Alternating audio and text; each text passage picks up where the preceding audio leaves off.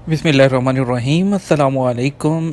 Saudi अरब से बहुत से लोग ऐसे होते हैं जो गैर मुल्की यहाँ पर गैर कानूनी तौर पर रहते हैं। कुछ लोगों का इकामा एक्सपायर हो जाता है तो कुछ लोग हरूब की वजह से जो है वो यहाँ से तरहील के ज़रिए डिपोर्ट किए जाते हैं।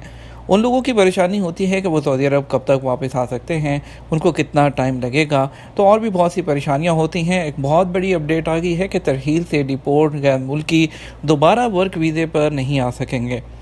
जी हाँ, इस खबर की आपको तफसील बताता हूँ। सऊदी अरब में जो महकमा पासपोर्ट एंड इमिग्रेशन जवाज़ात है, उसका कहना है कि तरहील से डिपोर्ट होने वाले गैर मुल्की हज और उम्र वीज़े के अलावा मुलाजमत के किसी भी दूसरे वीज़े पर नहीं आ सकेंगे।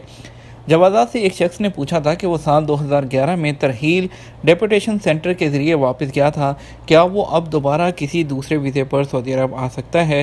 पहले तो ये कहा जाता कि 5 साल 10 साल के बाद वो लोग वापस आ सकते थे। अभी जो नया कानून आया है उसमें भी तब्दीली आ चुकी है। अब आपको बताते हैं कि जवाज़ात की जानब से जो बताया गया कि डिपोर्ट होने वाले किसी भी गैर मुल्की को दोबारा वर्क वीज़े पर सऊदी अरब आने की इजाज़त नहीं है। हाँ, लेकिन एक अच्छी बात यह है कि ऐसे लोग हज और उम्रा वीज़े पर सऊदी अरब आ सकते हैं। याद रहे कि सऊदी अरब में 14 मार्च 2021 से जॉब का एक नया कानून नाफिज हो गया है, जिसमें ये शर्त रखी गई है कि ऐसे अफराद जो कि वैलिड जॉब का जिनके पास एग्रीमेंट है, वो उसकी खिलाफ वर्जी करते हुए छुट्टी पर जाते हैं और वापस नहीं आते, तो उन्हें भी सऊदी अरब में आने के लिए मुकम्मल तौर पर ब्लैक लिस्ट कर दिया जाएगा।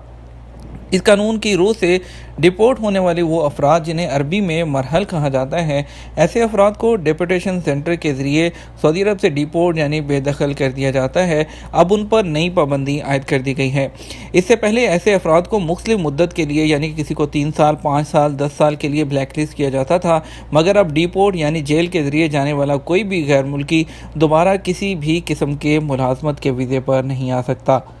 इसलिए वो तमाम लोग जो कि यहाँ पर हरूब पर हैं या फिर किसी भी गैर कानूनी तरह से यहाँ पर मुकीम हैं, उनको चाहिए कि वो अपने मसलों को सॉर्ट आउट करने के बाद कानूनी तरीके से खरूज नहाई जाएँ, अदरवाइज़ वो दोबारा कभी भी सऊदी अरब में नहीं आ सकते। ये एक बहुत बड़ी अपडेट थी जो आप लोगों के साथ शेयर करना चाहिए। उम्मीद करते हैं ये जो शेयर है ये इसको आप दूसरे लोगों के साथ भी इस खबर को शेयर करेंगे। तो इस वीडियो को ज़्यादा से ज़्यादा लाइक और शेयर कीजिएगा। आपके कीमती वक्त का शुक्रिया। अपना ख्याल रखिएगा। अस्सलाम वालेकुम।